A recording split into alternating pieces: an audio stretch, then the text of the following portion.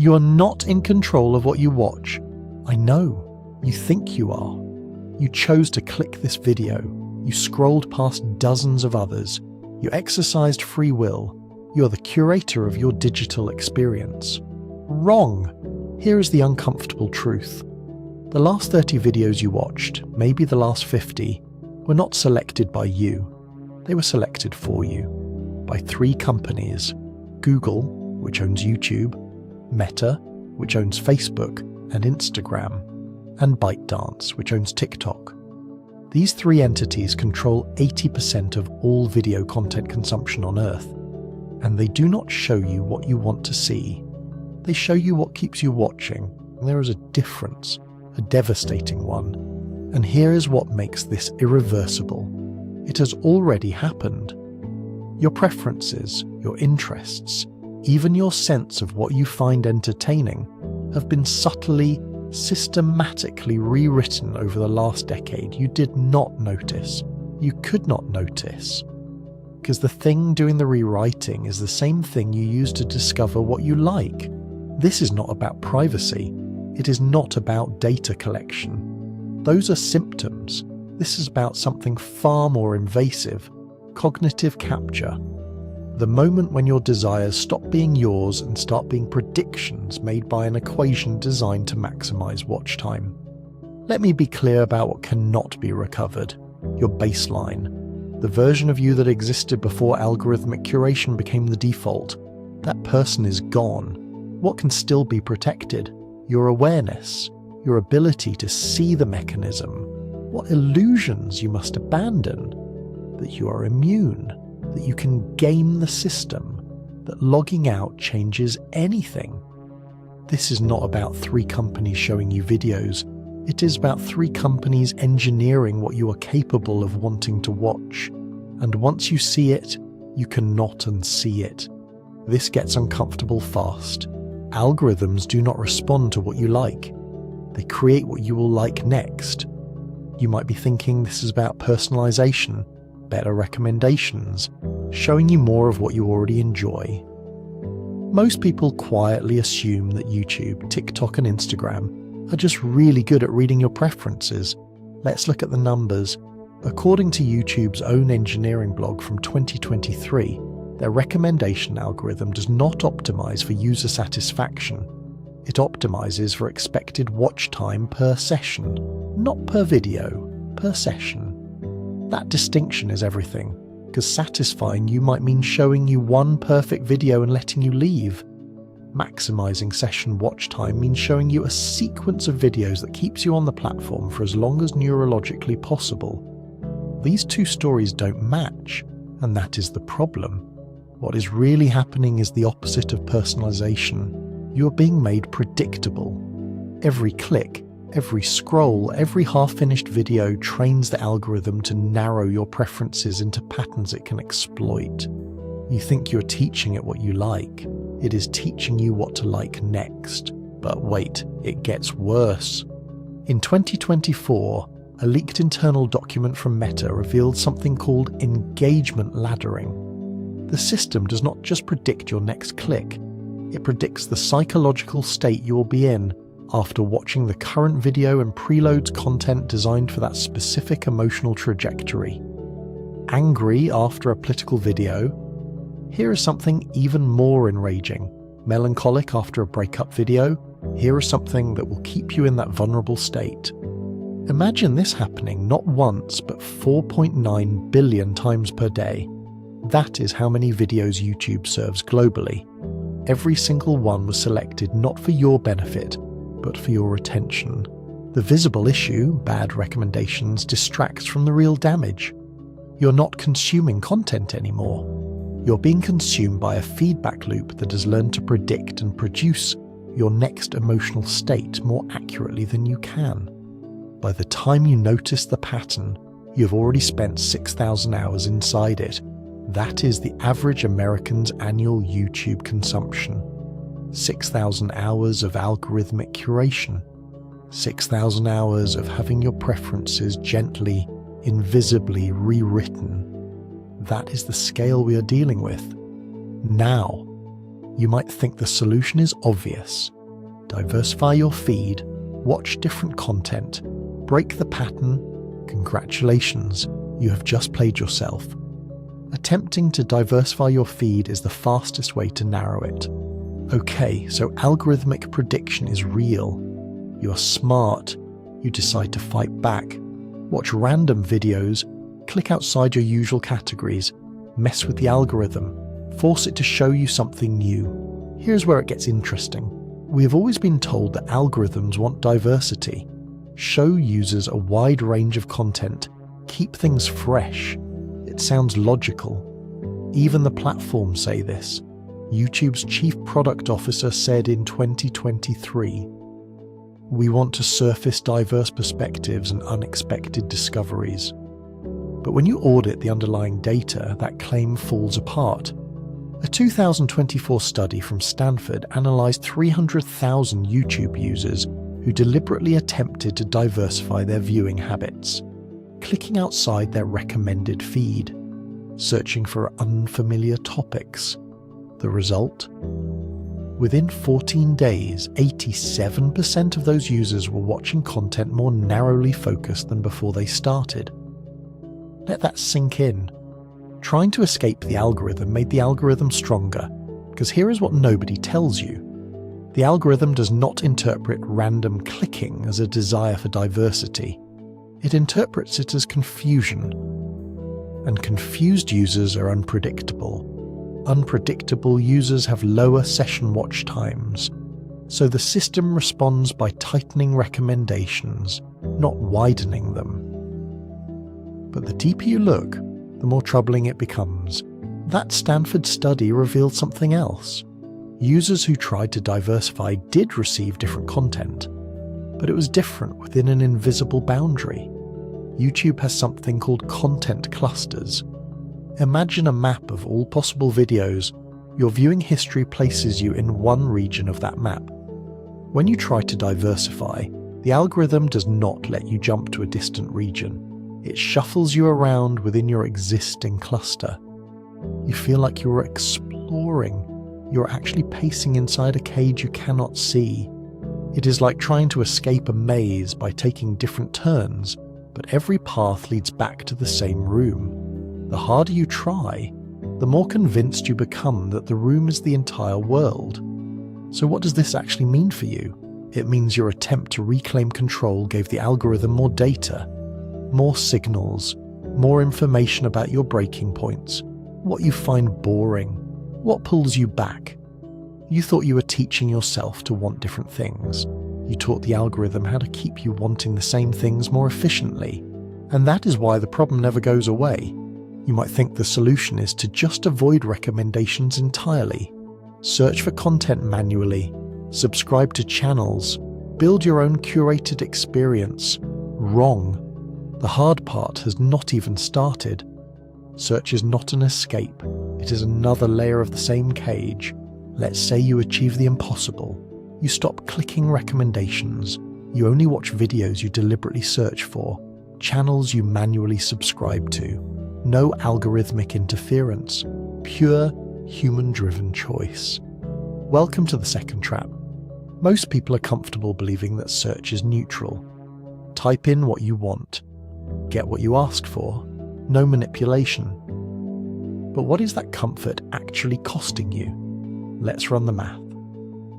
According to Google's own transparency report, YouTube's search algorithm in 2024 returned results based on 237 different signals. Your query is one of them. The other 236, your watch history, your location, your device, the time of day, your age bracket, your scroll speed on previous searches, whether you watch the last search result to completion. You're not searching YouTube. YouTube is searching you. Even when you type the exact title of a video you want to watch, YouTube does not always show it to you first. A 2024 analysis by The Markup found that 34% of exact title searches returned a different video in the top position. Why? Because the algorithm predicted you would get higher session watch time from the alternative. Unfortunately, the evidence points elsewhere. Search is not a tool you use. It is a tool that uses your intent as one input among hundreds to decide what you should want. But wait, it gets worse. Let's talk about subscriptions. The last refuge of the optimizer. You subscribe to channels you trust. You check your subscription feed. No algorithm. Just chronological uploads from the creators you chose. Except YouTube stopped showing you all your subscriptions in 2017. That is not speculation. That is policy. YouTube's subscription feed is now algorithmically filtered. You subscribe to 50 channels. YouTube decides you see uploads from 12 of them. The other 38? Hidden unless their videos match your predicted engagement pattern. Think about that. You explicitly told the platform, I want to see content from this creator. The platform said, we know better. Now zoom out. This is not limited to YouTube. Instagram does not show you every post from accounts you follow. TikTok's following feed is still algorithmically ranked. Even X, abandoned chronological timelines in favor of top tweets selected by algorithm. Imagine this happening not once, but across every major platform simultaneously. The visible issue is missing posts. The real damage. You cannot manually curate your information diet anymore. The tools that promised you control, search bars, subscription feeds, have been quietly reprogrammed to offer you the illusion of control while maintaining the same algorithmic grip. It means more delays between you and the content you want, higher costs in time and frustration, and fewer options to escape. That is the real-world consequence. If this already feels familiar, say why in the comments. 3 companies control your attention because they control the infrastructure that delivers it. You might think we're done. We are not done. Because here is what makes this truly inescapable. It is not just that Google, Meta, and ByteDance have powerful algorithms.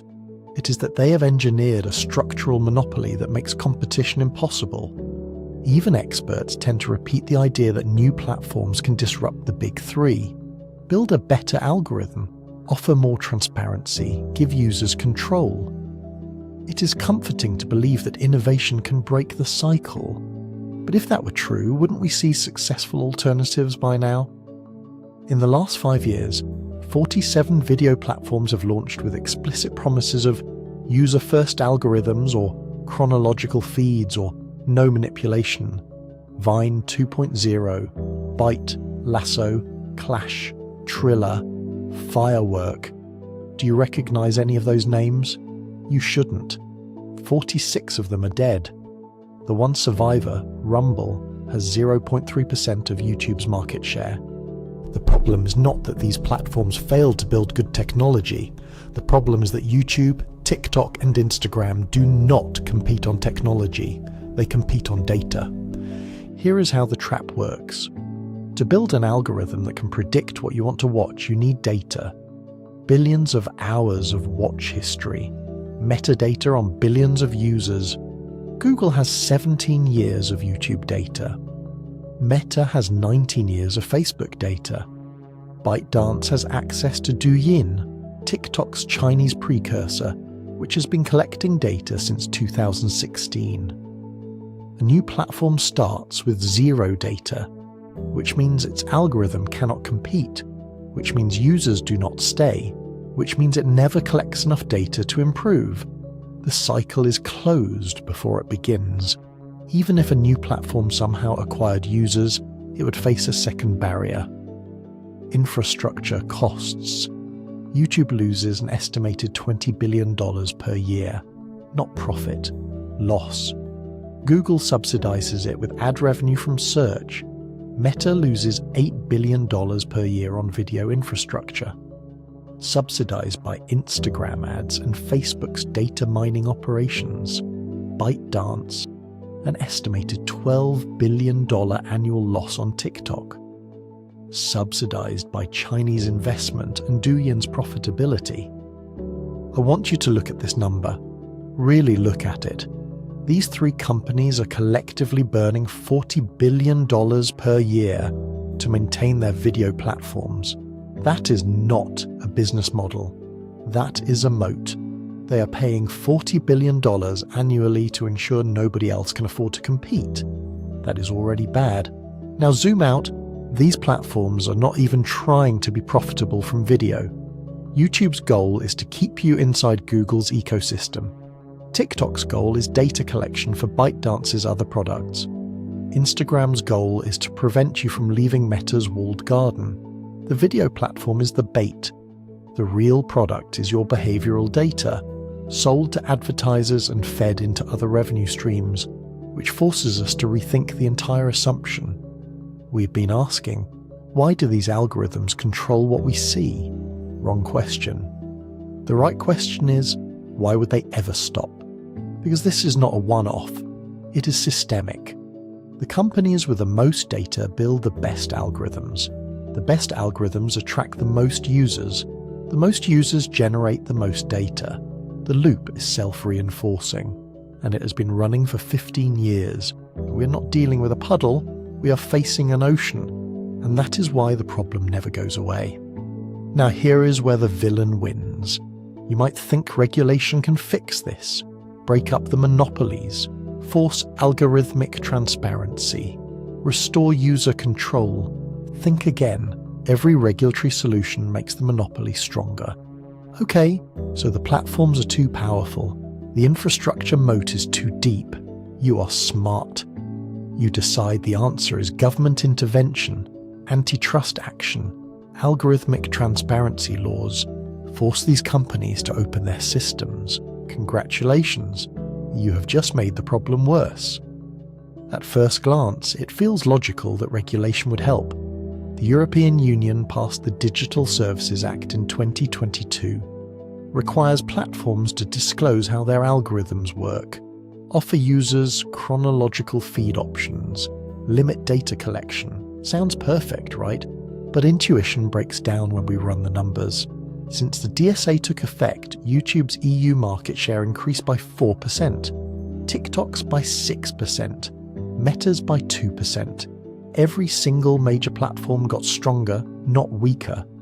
Meanwhile, 14 European video startups shut down in the same period, citing compliance costs. What is really happening is the opposite of disruption. Regulation creates barriers to entry that only the giants can afford. Let me explain. The DSA requires platforms to maintain detailed algorithmic audits, hire compliance officers, submit to external reviews, build transparency dashboards. For YouTube, that is 200 engineers and a $50 million annual budget. Annoying, but manageable. For a startup with 12 employees, that is half their team and their entire funding round. You thought you were leveling the playing field, you just poured concrete over the only cracks in the monopoly. But the deeper you look, the more troubling it becomes. Algorithmic transparency, the crown jewel of regulatory efforts, has a fatal flaw. When YouTube publishes how its algorithm works, who benefits? Not users. Users do not read 80-page technical disclosures. The beneficiaries are competitors, or rather they would be, if competitors existed, but they don't. So the only entities that gain value from transparency are advertisers and bad actors. Advertisers learn to game the system more effectively. Bad actors learn to create engagement bait that exploits the disclosed mechanics. And the platforms respond by making their algorithms more complex, not less, to stay ahead of the exploitation. History does not repeat, but it is screaming at us right now. In 2018, Facebook was forced to reveal its newsfeed algorithm after the Cambridge Analytica scandal. What happened next? Misinformation went up by 34% in the following year. Why? Because once everyone knew the algorithm prioritized meaningful interactions, bad actors flooded the zone with outrage content designed to trigger comments and shares. The solution created a worse problem. It is like fixing a leaking tap while the house is flooding. Sure, the tap is no longer dripping, but the flood is now waist deep. So what does this actually mean for you? It means every regulatory attempt to fix algorithmic control has the same structure. impose costs that only giants can bear, create transparency that only bad actors exploit, force changes that make the core problem more complex and harder to see. That is the real-world consequence, and here is the part that should terrify you. The platforms know this. They are not fighting regulation, they are lobbying for it. In 2024, Google spent $12 million on lobbying efforts explicitly supporting algorithmic transparency requirements. Meta spent $18 million. Why? Because they have already done the math. Every regulatory burden is a competitive advantage. Every transparency requirement is a moat-widening operation. You are not regulating them, you're helping them regulate the market. Now, you might think there is one last option: personal discipline. Just use the platforms less. Set time limits. Take digital detoxes. Reclaim your attention through sheer willpower. Your brain has already been rewired. Willpower is fighting neurology you no longer control. Let's say you achieve the impossible. You recognize the algorithmic trap. You understand the monopoly. You decide to simply use the platforms less. Set screen time limits. Delete apps on weekends. Exercise discipline. Here is the problem. You were trying to fight a war that was already lost in your brain. The story we have been telling ourselves is that attention is a choice, a matter of discipline. If you're spending too much time on TikTok, just stop. Put the phone down. Do something else. According to a 2024 study published in Nature Neuroscience, participants who used TikTok for more than 90 minutes per day showed measurable changes in their prefrontal cortex. Specifically, reduced activation in regions associated with long-term planning and increased activation in regions associated with immediate reward processing. The algorithm did not just predict your behavior, it changed your brain's ability to want anything other than short-term dopamine hits. You think you're choosing to watch one more video. Your brain has been structurally altered to make that choice feel like a biological need. What is really happening is neurological capture. Every autoplay video, every infinite scroll, every algorithmically optimized thumbnail and title has been designed, tested, and refined using A/B tests, with billions of data points to exploit your brain's reward pathways more effectively than you can resist them. The platforms are not just exploiting existing neurology, they are creating new patterns, a phenomenon called algorithmic dependency. Your brain starts to lose its ability to generate its own dopamine in the absence of algorithmic stimulation. You become not just habituated to the feed, but neurologically dependent on it for baseline mood regulation. In 2023, researchers at UCLA put participants in an MRI and asked them to sit quietly for 10 minutes without their phones. Heavy TikTok users, defined as 3+ hours per day, showed brain activity patterns similar to cocaine withdrawal. Not metaphorically similar, neurologically indistinguishable. Imagine this happening not to a few addicts, but to 1.7 billion people. That is TikTok's current user base. 1,700,000,000 people whose brains have been subtly rewired by an algorithm designed in a lab in Beijing. The visible issue is screen time, the real damage. You are not struggling with discipline, you are struggling with a substance you did not know you were consuming. So what does this actually mean for you? It means your willpower is fighting chemistry. You can set all the screen time limits you want. Your brain will find a way around them, because the part of your brain making the decision to take a break is the same part that has been compromised by the system you're trying to escape. That is the real-world consequence. And here is the cruelest irony. The platforms know this too. In 2021, a leaked Facebook internal memo titled Teen Mental Health Deep Dive explicitly acknowledged that Instagram's algorithm was causing measurable psychological harm to adolescent users. The memo included a sentence that should be carved into stone. We make body image issues worse for 1 in 3 teen girls. Their response? Not to change the algorithm, but to introduce take-a-break reminders and you're all caught up notifications. Digital band-aids are designed to create the appearance of care while maintaining the same neurological exploitation. It is like a cigarette company adding "smoking kills" labels while chemically engineering cigarettes to be more addictive. Success has a funny way of creating its own enemies. Now that we have algorithmic feeds, we've attracted neurological dependency. The very tool we use to escape boredom is exactly what is locking us into a dopamine cage. Standard logic says to double down on willpower, set stricter limits, be more disciplined. That is exactly how most people fail. Because you cannot willpower your way out of a structural brain change. And that is where we are. 3 companies, 3 algorithms, 3 billion users, 1 permanently altered neurological baseline. So let's recap your journey. First, you lost control. The algorithm stopped responding to what you like and started creating what you will like next. Your preferences were quietly rewritten.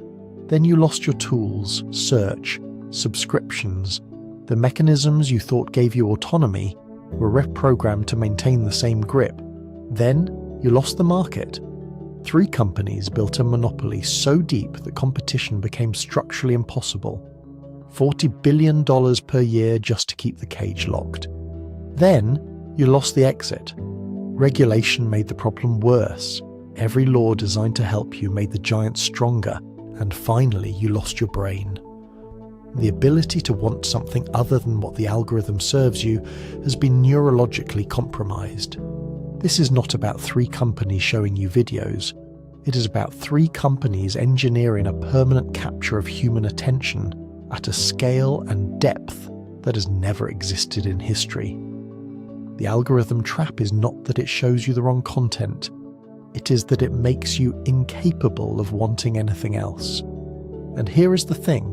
I cannot tell you how to escape, because every escape attempt we have discussed, diversifying your feed, searching manually, using subscriptions, regulating the platforms, exercising willpower, every single one of them tightens the trap. The solution is not individual. It cannot be. You cannot willpower your way out of a billion-dollar infrastructure designed to predict and produce your next thought. But you can see it. And seeing it changes something. Not your behavior necessarily, but your awareness. The optimizer, the character you've been playing, believed they could outsmart the system. Now you know the truth. The system was designed by people smarter than both of us, with more data than you can imagine, and 15 years of iteration to perfect it. You are not going to beat it. But you can stop pretending you are in control, and that might be the only honest place to start.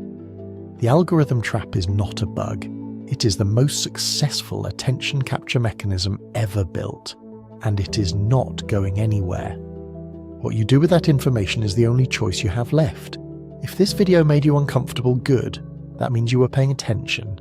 Hit the like button, not because I asked, but because it tells YouTube this video is worth showing to people who need to see it.